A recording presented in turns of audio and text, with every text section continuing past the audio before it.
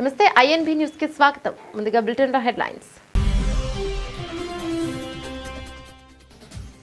ప్రధాని మోదీ అధ్యక్షుడు ట్రంప్ మధ్య మంచి సంబంధాలున్నాయన్న స్కాట్ బెసెన్స్. రష్యా చమురు కొని భారత్ లాభపడుతోందని మరోసారి ఆరోపణ.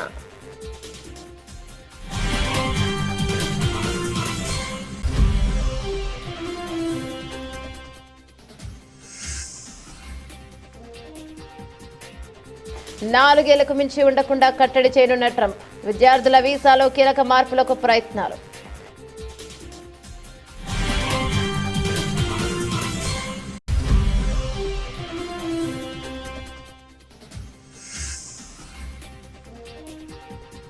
రోమ్ తగలబడుతూ ఉంటే ఫిడేలు వాయించినట్లుంది రేవంత్ రెడ్డి తీరు. మండిపడ్డ మాజీ మంత్రి ఎమ్మెల్యే హరీష్ రావు.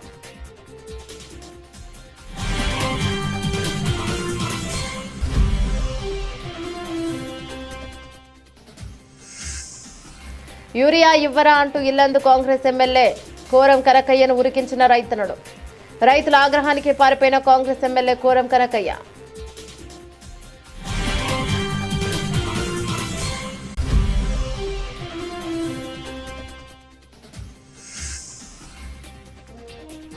పార్టీ శ్రేణులతో 3 రోజుల పాటు మమేకం కానున్న జనసేన అధినేత పవన్ కళ్యాణ్.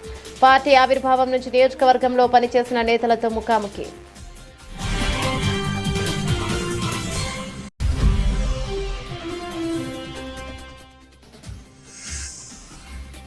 కర్నూలు నగరంలో పర్యావరణానికి హాని కలిగించకుండా మట్టి విగ్రహాలను ఏర్పాటు చేయడం చాలా సంతోషం. పరిశ్రమల శాఖ మంత్రి టీజే భారత్.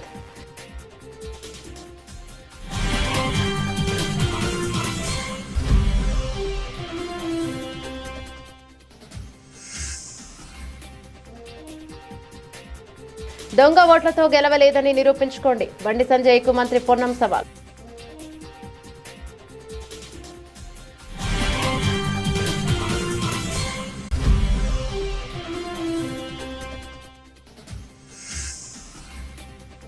నా కొడుకు వరదల్లో చిక్కుకొని 30 గంటలైంది, ఇంకా కాపాడరా అంటూ కన్నతల్లి ఆవేదన.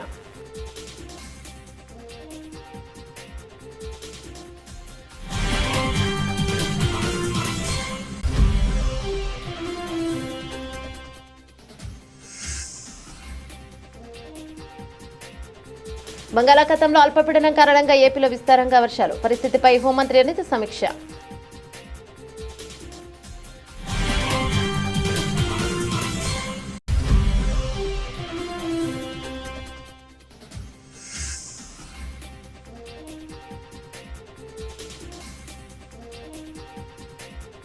తెలంగాణకు ఆర్మీ హెలికాప్టర్ల రాక ఆలస్యం. రంగంలోకి దిగిన బండి సంజయ్. డీటెయిల్స్ చూస్తే భారత్తో వాణిజ్య ఒప్పందం కుదరడంపై అమెరికా ఒకవైపు ఆశాభావాన్ని వ్యక్తం చేస్తూనే మరోవైపు చర్చల విషయంలో భారత్ తీరుపై అసహనాన్ని ప్రదర్శించింది. ఇరు దేశాల మధ్య ఒప్పందం చివరికి ఖరారవుతుందని US treasury secretary Scott Bessent ధీమాను వ్యక్తం చేశారు. అయితే చర్చల ప్రక్రియలో భారత్ తమను ఆడిస్తోందని ఆయన ఆరోపించారు. ఫాక్స్ న్యూస్ కు ఇచ్చిన ఒక ఇంటర్వ్యూలో స్కాట్ బెసెంట్ మాట్లాడుతూ అమెరికా అధ్యక్షుడు డొనాల్డ్ ట్రంప్ భారత ప్రధాని నరేంద్ర మోదీ మధ్య చాలా మంచి వ్యక్తిగత సంబంధాలు ఉన్నాయని పేర్కొన్నారు. ప్రపంచంలోనే అతిపెద్ద ప్రజాస్వామ్యం భారత్ అయితే అతిపెద్ద ఆర్థిక వ్యవస్థ అమెరికా. చివరికి మేమిద్దరం ఏకతాటిపైకి వస్తామని నేను భావిస్తున్నానని ఆయన అన్నారు. అయితే చర్చల విషయంలో భారత్ అనుసరిస్తున్న వైఖరిని ఆయన తప్పుపట్టారు. ట్రంప్ రెండోసారి అధికారంలోకి వచ్చాక చాలా ముందుగానే భారత్ చర్చలకు వచ్చింది. మే జూన్ నెలలోనే ఒప్పందం కుదురుతుందని నేను ఆశించాను, కానీ ఇప్పటికీ ఒప్పందం లేదు. వారు చర్చల ప్రక్రియను సాగదీస్తున్నారని బెసెంట్ అసంతృప్తిని వ్యక్తం చేశారు. ఇదే సమయంలో ట్రంప్ ప్రభుత్వం భారత్ నుంచి దిగుమతులపై అదనంగా 25% సుంకాలను విధించింది. దీంతో మొత్తం సుంకాలు 50% చేరాయి. రష్యా నుంచి చమురు కొనుగోలు చేస్తూ భారత్ లాభపడుతోందన్న పాత ఆరోపణను బెసెంట్ మరోసారి గుర్తు చేశారు. గతంలో ఈ ఆరోపణలపై భారత విదేశాంగ మంత్రి సుబ్రహ్మణ్యం జయశంకర్ గట్టిగా బదులిచ్చిన విషయం తెలిసిందే. భారత్ నుంచి చమురు కొనడం మీకు సమస్య అయితే కొనకండి అని ఆయన గత వారం స్పష్టం చేశారు. ఇక బ్రిక్స్ దేశాలు రూపాయలలో వాణిజ్యం జరపడంపై అడిగిన ప్రశ్నకు బెసెంట్ నవ్విస్తారు. రూపాయి రిజర్వ్ కరెన్సీగా మారుతోందని నేను ఆందోళన చెందడం లేదు అని ఆయన కొట్టిపారేశారు.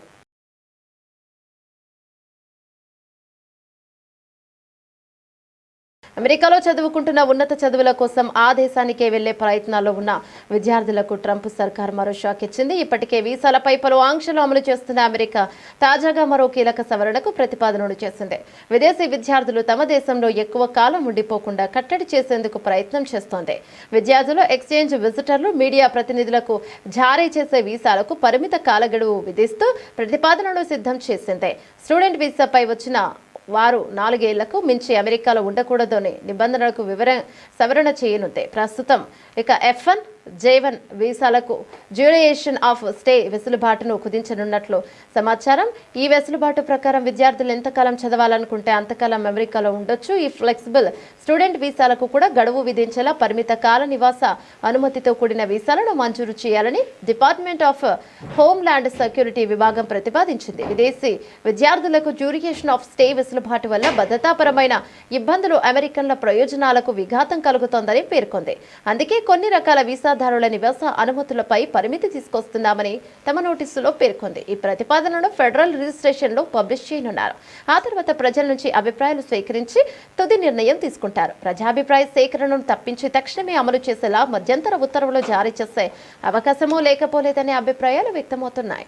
ఈ మార్పులు అమల్లోకి వస్తే ప్రస్తుతం అమెరికాలో చదువుకుంటున్న 3.3 లక్షల మంది భారతీయ విద్యార్థులపై అధిక ప్రభావం పడే అవకాశం ఉంది. ఒకవైపు ప్రజల ప్రాణాలు పోతుంటే రేవంత్ రెడ్డి ఏమో మూసీ సుందరీకరణ మీద, ఆటల పోటీల మీద రివ్యూలు చేస్తున్నాడు. రోమ్ తగలబడుతుంటే ఫిడేలు వాయించినట్లు ఉంది రేవంత్ రెడ్డి తీరు.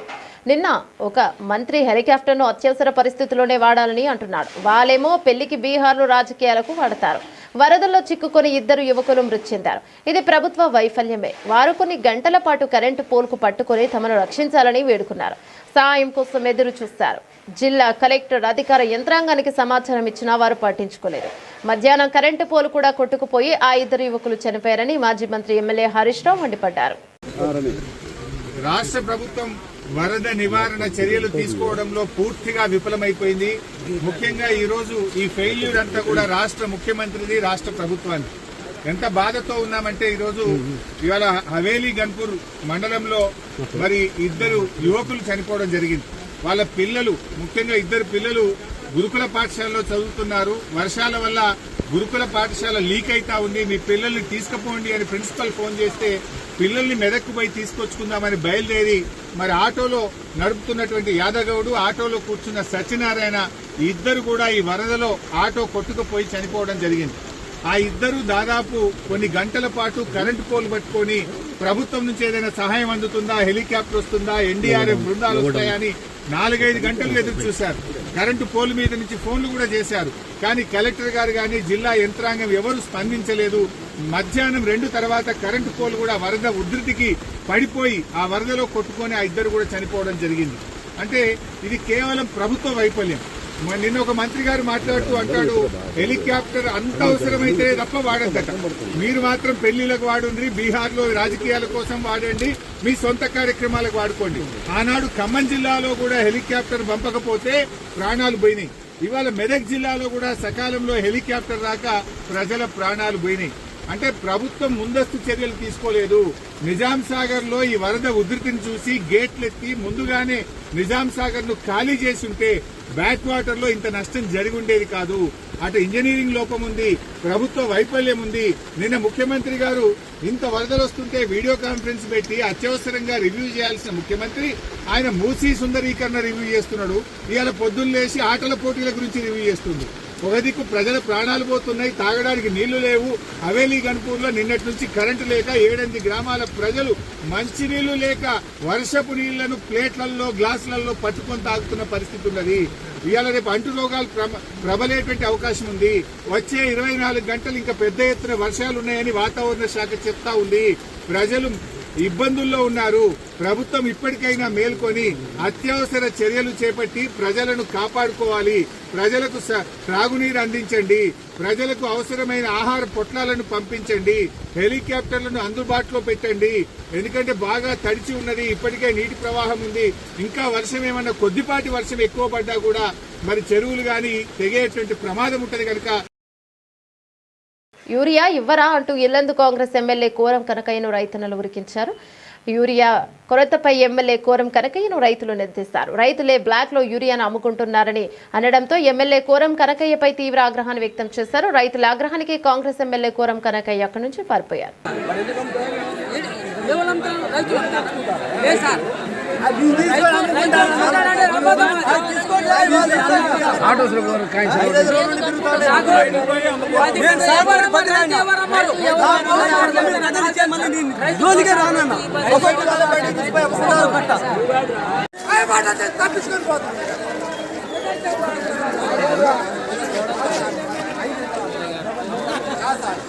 మీరే ఎట్లా అంటే ఎట్లా సార్ ఆ మాటలు అంటారు సార్ సార్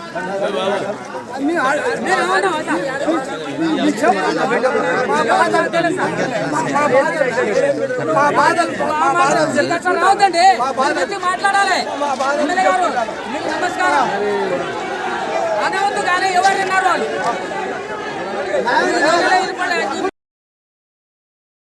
జనసేన పార్టీ పునరుత్తేజానికి శ్రీకారం చుట్టింది. పార్టీ కార్యకర్తలతో మమేకమవుతూ భవిష్యత్తు కార్యాచరణకు దిశానిర్దేశం చేయడానికి జనసేన అధినేత ఉప ముఖ్యమంత్రి పవన్ కళ్యాణ్ ప్రారంభించిన సేనాని సమావేశాలు ఈ రోజు నుంచి విశాఖపట్నంలో నిర్వహించనున్నారు. ఈ కార్యక్రమాలు 3 రోజుల పాటు కొనసాగనున్నాయి. 2 తెలుగు రాష్ట్రాల నుంచి నాయకులు కార్యకర్తలు భారీగా హాజరు కానున్నట్లు సమాచారం. పవన్ కళ్యాణ్ విశాఖలోనే మకాం వేసి పార్టీ నాయకులు కార్యకర్తలతో విస్తృతంగా సమావేశాలు నిర్వహించి తాజా రాజకీయ పరిణామాలు, కూటమి ప్రభుత్వం అమలు చేస్తున్న సంక్షేమ అభివృద్ధి కార్యక్రమాలపై చర్చిస్తారు. సమావేశాల్లో భాగంగా ఈ నెల 29వ తేదీ శుక్రవారం బొక్కు అసెంబ్లీ నియోజకవర్గంలో పార్టీ ఆవిర్భావం నుంచి పనిచేసిన 10 మందిని ఎంపిక చేసి వారితో వివిధ అంశాలపై అధినేత పవన్ కళ్యాణ్ ముచ్చటిస్తారు. అదే రోజు రాత్రి ఉత్తరాంధ్ర ప్రాముఖ్యతను తెలియజేసేలా సాంస్కృతిక కార్యక్రమాలు నిర్వహించనున్నారు. మున్సిపల్ స్టేడియంలో బీచ్ రోడ్డులోని వైఎంసీఏ హాల్ సమావేశాల నిర్వహణకు ఏర్పాట్లు చేశారు. అలాగే 30న ఇందిరాగాంధీ ప్రియదర్శిని స్టేడియంలో భారీ బహిరంగ సభ నిర్వహిస్తున్నట్లు పార్టీ శ్రేణులు తెలిపారు. ఆ రోజు సాయంత్రం 6 గంటలకు ఉప ముఖ్యమంత్రి పవన్ కళ్యాణ్ సభా ప్రాంగణానికి చేరుకుని ప్రసంగిస్తారు. జనసేన అధినేత ఉప ముఖ్యమంత్రి పవన్ కళ్యాణ్ చేపట్టిన ఈ సేనాని సమావేశాలు పార్టీ శ్రేణుల్లో నూతన ఉత్సాహాన్ని నింపుతున్నాయి. సభలో పార్టీ భవిష్యత్ లక్ష్యాల, కూటమి పాలనపైన సమీక్ష, కార్యాచరణపైన పవన్ స్పష్టత ఇవ్వనున్నట్లు సమాచారం. జనసేన కార్యకర్తలతో నేరుగా మాట్లాడే ప్రయత్నం చేయడం, వారికి ప్రోత్సాహం ఇవ్వడం ద్వారా పార్టీకి పునర్జీవనం లభిస్తోందని నాయకులు అభిప్రాయపడుతున్నారు. భవిష్యత్ రాజకీయాల కోసం వ్యూహాత్మక సమావేశాలుగా ఇవి ఉపయోగపడనున్నాయని వారు పేర్కొన్నారు. కర్నూలు నగరంలో పర్యావరణానికి హాని కలిగించకుండా మట్టి విగ్రహాలను ఏర్పాటు చేయడం చాలా సంతోషంగా ఉందని పరిశ్రమ శాఖ మంత్రి టీజీ భరత్ అన్నారు. నగరంలోని మించిన్ బజార్లో మట్టితో తయారు చేసే విగ్రహ ప్రతిష్టకు ఆయన ప్రత్యేక పూజలు నిర్వహించి అన్నదాన కార్యక్రమం చేపట్టారు. ఈ సందర్భంగా మంత్రి మాట్లాడుతూ 9 రోజుల పాటు అత్యంత వైభవంగా మన కర్నూలు నగరంలో వినాయక చవితి పండుగ నిర్వహించడం చాలా సంతోషంగా ఉందన్నారు. నిర్వాహకులు దాదాపు 40 సంవత్సరాల నుంచి మట్టి విగ్రహాలను ఏర్పాటు చేయడం మంచి నిర్ణయం అన్నారు. ప్రజలు మా ప్రభుత్వంను మరో 20 ఏళ్లు ఆశీర్వదించాలని మంత్రి కోరారు. చవితి కానీ 9 రోజులు సెలబ్రేషన్స్ ఘనంగా జరిపేది ఎక్కడ అంటే ఫస్ట్ మన కర్నూలు వస్తుంది. ఇప్పుడు తర్వాత ఇక్కడ ఎన్నో ఏళ్ళ నుంచి ఇప్పుడు ఈ విగ్రహమే తీసుకుంటే దాదాపు 47 ఏళ్ళ నుంచి ఎవ్రీ ఇయర్ ఇక్కడ ఆర్గనైజర్స్ కండక్ట్ చేయడము, లాస్ట్ 10 ఏళ్ళ నుంచి మట్టి విగ్రహంతో చేయడం, అది స్పెషాలిటీ. సో నేను ఎప్పుడు అందరికీ రిక్వెస్ట్ చేసేది మట్టి విగ్రహాలని ప్రోత్సహించాలా, పెద్దవైనా కూడా ట్రై చేస్తే ఎన్విరాన్మెంట్ కాపాడిన వాళ్ళం అవుతాం, ఎకో ఫ్రెండ్లీ గణేశాల్లో ఉన్నట్లయితుంది, మీకు దేవుని ఆశీస్సులు కూడా బాగుంటాయని ఆలోచిస్తాను. బట్ ఈ 9 రోజులు సెలబ్రేషన్స్లో కల్చరల్ యాక్టివిటీస్ అని ఒక సెలబ్రేషన్స్, ఒక పండగ వాతావరణం ఒక రోజే కాదు 9 రోజులు ఉంటుంది. ఇక్కడ ముఖ్యంగా కర్నూలులో కులాలు మతాలు సపరేట్ కాకుండా ప్రతి ఒక్కళ్ళు పాల్గొనడము, ప్రతి ఒక్కళ్ళు కూడా సెలబ్రేషన్స్లో పాల్గొనడం అనేది స్పెషాలిటీ మన కర్నూలులో. సో అందరూ సుఖ సంతోషాలతో హ్యాపీగా, హెల్త్ కూడా బాగుండాలా అందరికీ. వర్షాలు కూడా బాగున్నాయి, పంటలు కూడా బాగున్నాయి. మా చంద్రబాబు గారి నాయకత్వం ఇట్లే ఒక 20 years కొనసాగిస్తే మన రాష్ట్రం కానీ మన క్యాపిటల్ సిటీ కానీ నంబర్ 1 అయ్యేదానికి అవకాశం ఉంది. ఆ దేవుని ఆశీస్సులు మా పైన ఎప్పుడు ఉండాలనేది కోరుకుంటున్నాం. Thank you. దీని వెనుక మన ఎర్రబుర్జు దాంట్లో కూడా గోపాల్ గారు వాళ్ళ మిత్రులందరూ కలిసి పెట్టడం జరిగింది. అది కూడా మట్టి విగ్రహంతో. సో చాలా ఆనందంగా ఉంది. అంటే నేను ఎప్పుడు చాలా ఏళ్ళ నుంచి ఒక 15 ఏళ్ళ నుంచి మేము కూడా పుష్ చేస్తూ ఉంటే మట్టి విగ్రహాలనే ఖచ్చితంగా చేస్తే చాలా బాగుంటుందని ఇప్పుడు మార్పు స్టార్ట్ అయింది. చాలా మంది కూడా మట్టి విగ్రహాలు ఈవెన్ పెద్దవి కూడా స్టార్ట్ అయింది. ఓవర్ ఏ పీరియడ్ అందరూ మట్టి విగ్రహాలు చేసి ఒక రికార్డ్ బ్రేక్ చేస్తారని నాకైతే ఆశ ఉందండి. కర్నూలులో ఎక్కడ పిఓపికి సంబంధం లేని విగ్రహాలు ఇక్కడ ఉన్నాయి, ఓన్లీ మట్టి విగ్రహాలు. తెలంగాణలో బీజేపీ ఎంపీలు దొంగ ఓట్లతోనే గెలిచారన్న ఆరోపణలు రాజకీయ దుమారం రేపుతున్నాయి. తాను నిజాయితీగా గెలిచానని భావిస్తే తన నియోజకవర్గంలో ఓట్ల సరళిపై విచారణ జరపాలని ఎన్నికల కమిషన్ను కోరాలని కరీంనగర్ ఎంపీ బండి సంజయ్కు రాష్ట్ర మంత్రి పొన్నం ప్రభాకర్ సవాల్ను విసిరారు. దొంగ ఓట్లపై పీసీసీ అధ్యక్షుడు మహేష్ కుమార్ గౌడ్ అనుమానం వ్యక్తం చేస్తే బండి సంజయ్ ఎందుకు ఉలిక్కి పడుతున్నారని ఆయన ప్రశ్నించారు. గాంధీ భవన్లో మీడియాతో మాట్లాడిన పొన్నం ఇటీవల కరీంనగర్లోని ఒకే ఇంట్లో 40 ఓట్లు పడ్డాయని బయటపడ్డాయని ఈ అంశంపై రాష్ట్ర ప్రభుత్వం దృష్టి సారించి బీజేపీ కుట్రలను బయట పెట్టాలని ముఖ్యమంత్రి రేవంత్ రెడ్డిని కోరారు. ఓట్ల కోసమే బీజేపీ దేవుడి పేరును అక్షింతలు వాడుకుందని పొన్నం ప్రభాకర్ ఆరోపించారు. బండి సంజయ్ను బీజేపీ అధ్యక్ష పదవి నుంచి తొలగించినప్పుడు ఒక్క బీసీ నేతకు అన్యాయం జరిగిందని తాము ఆయనకు మద్దతుగా నిలిచిన విషయాన్ని గుర్తు చేశారు. ఇప్పుడు అదే బీజేపీ మతం పేరు చెప్పి బీసీలకు 42% రిజర్వేషన్లు కల్పించే బిల్లును అడ్డుకోవడం దారుణమని ధ్వజమెత్తారు. వెనుకబడిన ముస్లింలకు దేశంలోని ఇతర రాష్ట్రాల్లో రిజర్వేషన్లు అమలవుతున్నాయి. దూదేకుల పేరుతో తెలంగాణ బీసీలకు అన్యాయం చేస్తే ఎలా అని బండి సంజయ్ను నిలదీశారు. కేంద్రం బీసీ బిల్లుపై నిర్ణయం తీసుకోకపోవడం వల్లే స్థానిక సంస్థల ఎన్నికలు ఆలస్యమవుతున్నాయని స్పష్టం చేశారు. బీసీ రిజర్వేషన్ల బిల్లులో మతపరమైన అంశాలు లేవని బీజేపీ ఎమ్మెల్యే పాయల్ శంకర్ స్వయంగా చెప్పారని పొన్నం గుర్తు చేశారు. ఈ బిల్లుకు ఆమోదం లభించేలా కేంద్ర ప్రభుత్వాన్ని ఒప్పించాల్సిన బాధ్యత ఎంపీలు ఈటల రాజేందర్, ధర్మపురి అరవిందులపై ఉందని అన్నారు. మరోవైపు బీసీలకు అన్యాయం చేసేలా వ్యవహరిస్తున్నారన్న ఆర్ కృష్ణయ్య ధర్నా చేయడం విడ్డూరంగా ఉందని విమర్శించారు. ఈ సందర్భంగా కేంద్ర మంత్రి కిషన్ రెడ్డిపై కూడా పొన్నం విమర్శలు గుప్పించారు. హైదరాబాద్ నగరానికి కేంద్రం నుంచి ఆయన ₹1 అయినా నిధులు తీసుకొచ్చారని ప్రశ్నించారు. మెట్రో విస్తరణకు అనుమతులు ఎందుకు తేలేకపోయారని నిలదీశారు. గత 10 ఏళ్ల బీఆర్ఎస్ పాలనను హైదరాబాద్కు చుక్క నీరు కూడా అదనంగా తీసుకురాలేదని విమర్శించారు. ఈరోజు భారతీయ జనతా పార్టీ ఓట్ల కొరకు మాత్రమే భగవంతుని వాడుకుంటుంది. రాజకీయంగా భగవంతుని రాజకీయాల్లోకి తీసుకొస్తా ఉంది.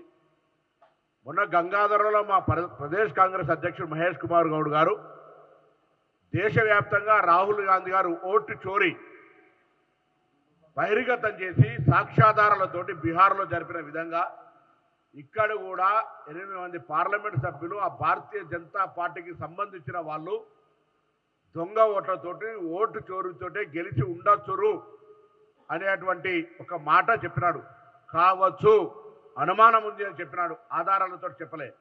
ఇవాళ నేను కోరుతా ఉన్నా పిసిసి అధ్యక్షుల్ని, అదేవిధంగా గౌరవ ముఖ్యమంత్రి గారిని కోరుతా ఉన్నా, జిల్లా వ్యాప్తంగా ఓట్ల చోరీకి జరిగినటువంటి అంశం మీద జిల్లా కాంగ్రెస్ ప్లేట్లు అటు ప్రభుత్వం తరఫున పర్యవేక్షణ ద్వారా భారతీయ జనతా పార్టీ యొక్క కుట్రలను కుతంత్రాలను బయటికి తెచ్చే ప్రయత్నం ఈ రాష్ట్రంలో కూడా జరగాల్సిందిగా కోరుతా ఉన్నా. బండి సంజయ్ గారికి నిజంగా ధైర్యం ఉంటే ఎన్నికల కమిషన్కు రాసి రాష్ట్రంలో ఎక్కడెక్కడ దొంగ ఓట్లు ఉన్నాయో, మొన్ననే కరీంనగర్లో ఒక 40 ఓట్లు ఒక ఇంట్లో ఉన్నటువంటి అవి కూడా మళ్ళీ మీరు మతం పేరు దొరుకుతుంది ముస్లింలో హిందువుల ఇళ్లలోనే చిన్న కుటీరంలో 40 ఓట్లు ఉన్నటువంటి సంఘటన బయటికి వచ్చినటువంటి పరిస్థితి. అటువంటి అంశాలు బయటికి తేవడానికి బండి సంజయ్ గారు సాక్షాత్తు నేను నిజంగానే దొంగ ఓట్లతోటి గెలవలే, దొంగ ఓట్లకు వ్యతిరేకం అన్నట్టయితే ఎన్నికల కమిషన్ ఒక లేఖ రాయమని చెప్పి కోరుతా ఉన్నాం. ఇలా అక్షింతల పేరు మీద, శ్రీరాముడి పేరు మీద ఎన్నికల రాజకీయాలు చేసే భారతీయ జనతా పార్టీ ఇలా బండి సంజయ్ గారిని కోరుతా ఉన్నాం. ఒక కార్యకర్తగా ఒక నాయకుడిగా మీరు ఎదిగినారు కాదని ఎవరు అనడంలే, కానీ ఈరోజు ఎన్నికల సందర్భంగా మీరు వాడినటువంటి అంశాలు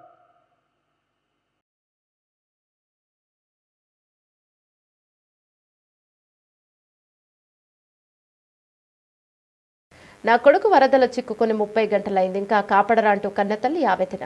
రాజన్న సిరిసిల్ల జిల్లా గంభీరావుపేట మండలం నార్మలవాగులో చిక్కుకున్న జంగం స్వామి అనే 30 గంటలైనా ఈ అధికారులు నా కొడుకును కాపాడడం లేదు, వాడు చచ్చిపోతాడంటూ తల్లి లక్ష్మి ఆవేదన. 25 గంటలు అవుతుంది. ఎవరైనా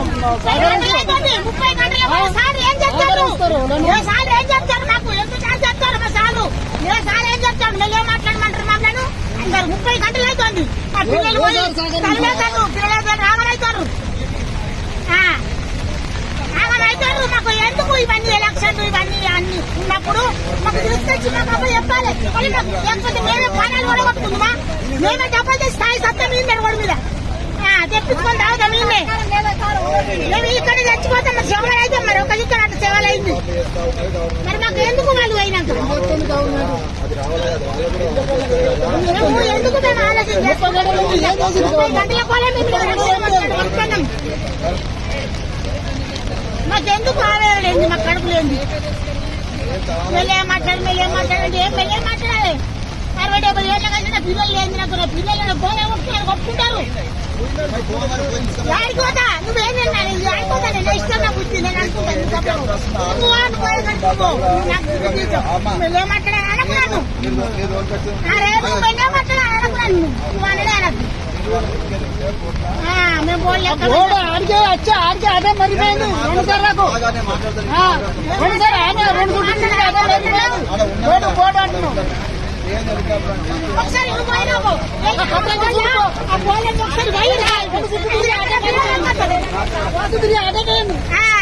వైరా వాళ్ళు వాళ్ళంటారు వాళ్ళ వైరా ఒకసారి నువ్వు పోయి వచ్చినాక నా పిల్లలు.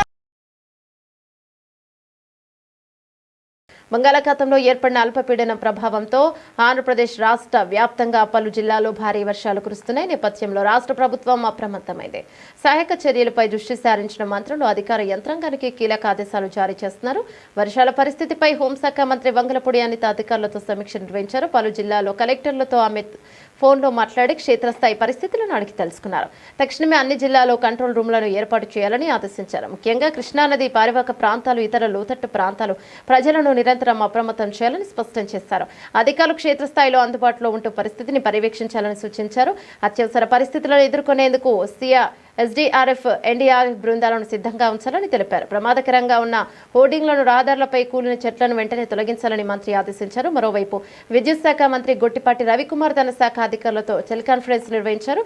వర్షాలు కారణంగా విద్యుత్ సరఫరాలో ఎదురవుతున్న సమస్యలపై ఆరా తీశారు. ప్రజలకు ఎలాంటి ఇబ్బందులు లేకుండా అన్ని రకాల ముందస్తు చర్యలు చేపట్టాలని ఆయన అధికారులకు దిశానిర్దేశం చేశారు. ఉత్తరాంధ్రలో నీటి ప్రవాహం ఎక్కువగా ఉన్న కొన్ని ప్రాంతాల్లో భద్రతా కారణాల దృష్ట్యా విద్యుత్ సరఫరా నిలిపివేయనున్నట్లు అధికారులు మంత్రికి వివరించారు. రాష్ట్ర వ్యాప్తంగా 1-2 చోట్ల మినహా పెద్దగా సమస్యలు తలెత్తలేదని చెప్పారు. విద్యుత్ ప్రమాదాలు జరగకుండా ప్రజలను అప్రమత్తం చేయాలని గొట్టిపాటి సూచించారు. వినాయక విగ్రహాల నిమజ్జన ఊరేగింపుల సమయంలో విద్యుత్ తీగల పట్ల సిబ్బంది జాగ్రత్తగా వ్యవహరించేలా చర్యలు తీసుకోవాలని కూడా ఆయన ఆదేశించారు.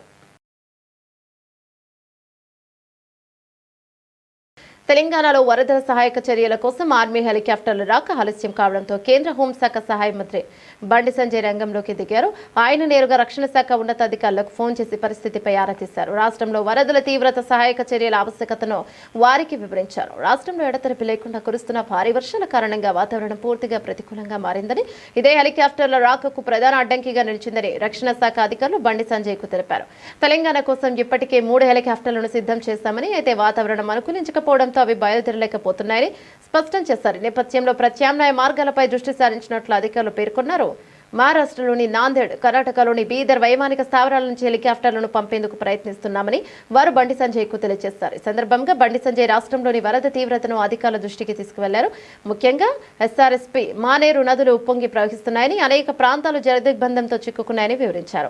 ముంపు బాధితులను సురక్షిత ప్రాంతాలకు తరలించేందుకు రాష్ట్ర ప్రభుత్వం చేస్తున్న ప్రయత్నాలకు సహాయపడడానికి ఎన్డీఆర్ఎఫ్ బృందాలు సిద్ధంగా ఉన్నాయని ఆయన తెలిపారు.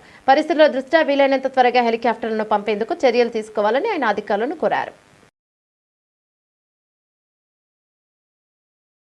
భారత దిగుమతులపై 50% టారిఫ్లు అమల్లోకి రావడంతో నేడు దేశీయ స్టాక్ మార్కెట్లు నష్టాలతో ప్రారంభమయ్యాయి. ఈ పరిణామం ఇన్వెస్టర్ల సెంటిమెంట్ను తీవ్రంగా దెబ్బతీయడంతో ఆరంభ ట్రేడింగ్లోనే కీలక సూచీలు ఒత్తిడికి గురయ్యాయి. ట్రేడింగ్ ప్రారంభమయ్యాక 9:30 సమయంలో బీఎస్ఈ సెన్సెక్స్ సుమారు 900 పాయింట్లు క్షీణించగా నిఫ్టీ సుమారు 200 పాయింట్ల నష్టంతో ట్రేడ్ అవుతున్నాయి. టారిఫ్ల తక్షణ ప్రభావం మార్కెట్ విశ్వాసాన్ని దెబ్బతీసిందని, అయితే ప్రభుత్వం త్వరలో చేపట్టబోయే సంస్కరణలు, విధానపరమైన చర్యలు సమీక్ష భవిష్యత్తులో మార్కెట్లకు మద్దతు ఇవ్వవచ్చని నిపుణులు అభిప్రాయపడుతున్నారు.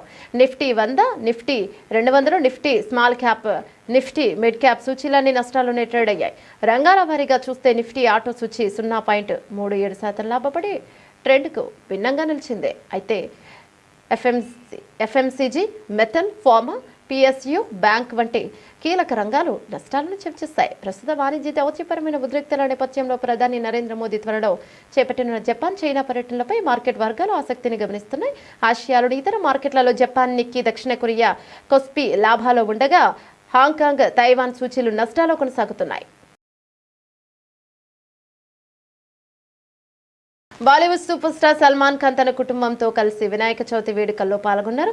సల్మాన్ సోదరి అర్పితా ఖాన్ శర్మ ఇంట్లో ఈ పూజ జరగగా పూజ అనంతరం సల్మాన్ స్వయంగా గణపతికి హారతిచ్చాడు. ఈ వేడుకకి సంబంధించిన వీడియోను సల్మాన్ తన ఇన్స్టాగ్రామ్ లో పోస్ట్ చేయగా అది సోషల్ మీడియాలో వైరల్ గా మారింది.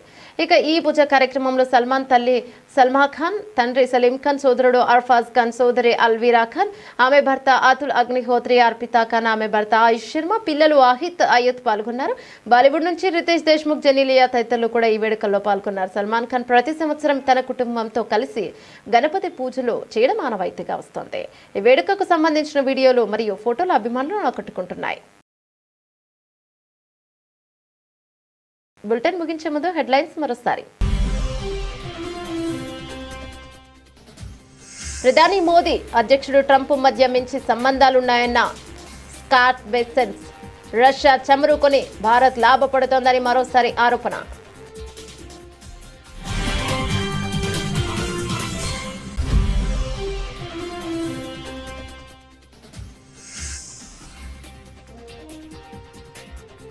నాలుగేళ్లకు మించి ఉండకుండా కట్టడి చేయనున్న ట్రంప్. విద్యార్థుల వీసాలో కీలక మార్పులకు ప్రయత్నాలు.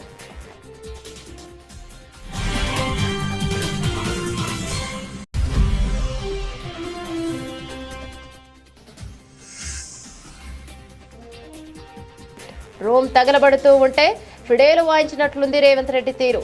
మండిపడ్డ మాజీ మంత్రి, ఎమ్మెల్యే హరీష్ రావు.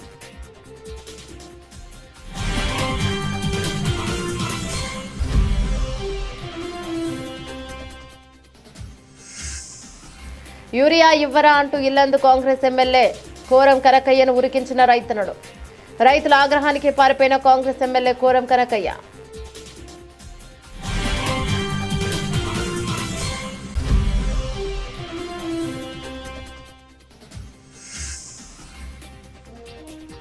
పార్టీ శ్రేణులతో 3 రోజుల పాటు మమేకం కానున్న జనసేన అధినేత పవన్ కళ్యాణ్.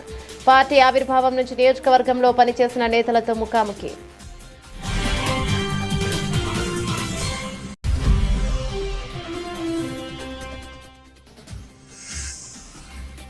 కర్నూలు నగరంలో పర్యావరణానికి హాని కలిగించకుండా మట్టి విగ్రహాలను ఏర్పాటు చేయడం చాలా సంతోషం. పరిశ్రమల శాఖ మంత్రి టీజే భారత్.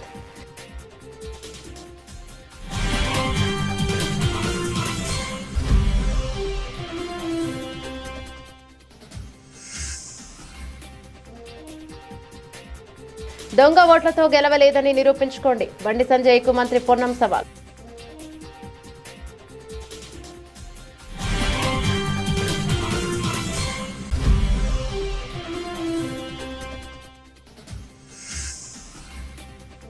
నా కొడుకు వరదల్లో చిక్కుకొని 30 గంటలైంది, ఇంకా కాపాడరా అంటూ కన్నతల్లి ఆవేదన.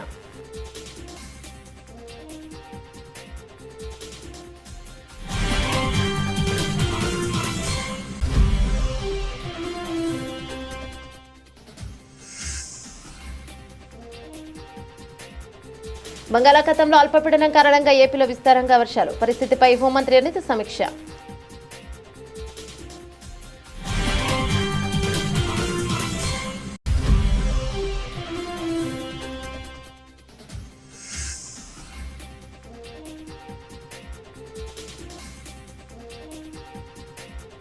తెలంగాణకు ఆర్మీ హెలికాప్టర్ల రాక ఆలస్యం. రంగంలోకి దిగిన బండి సంజయ్. ఇవి బులెటిన్ డీటెయిల్స్. మరో బులెటిన్లో మళ్ళీ కలుద్దాం. అంతవరకు సెలవు. నమస్తే.